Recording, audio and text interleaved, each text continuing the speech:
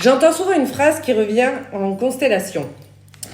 Des personnes me disent « J'ai l'impression d'être la première de ma famille à essayer de faire autrement. » Et je peux te dire d'avance que ça va pas être un chemin facile.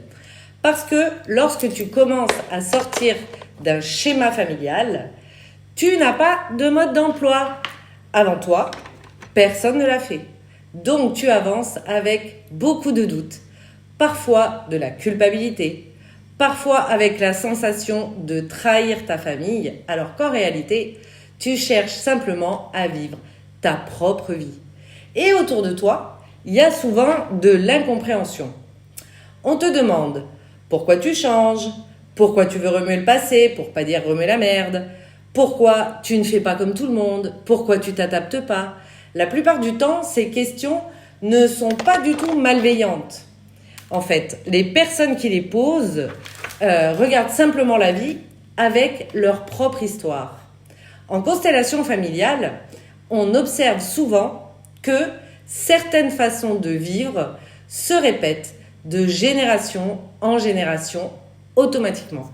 Pas parce que quelqu'un l'a décidé, mais parce qu'un système familial cherche naturellement à rester à l'équilibre, même lorsque cet équilibre fait souffrir. Alors, celui ou celle qui commence à faire autrement bouscule bien sûr cet équilibre. Et forcément, ça peut créer des réactions. Personne ne va t'applaudir parce que tu as arrêté de répéter une histoire familiale. Pourtant, c'est peut-être l'un des plus beaux héritages et l'un des plus beaux cadeaux que tu puisses transmettre. Parce que lorsque tu retrouves ta juste place, lorsque tu cesses de porter ce qui ne t'appartient pas, tu n'es pas la seule personne à en bénéficier. Très souvent, les générations qui suivent grandissent avec un peu plus de liberté. Et ça, c'est juste immense. En constellation familiale, on ne change pas le passé. Impossible.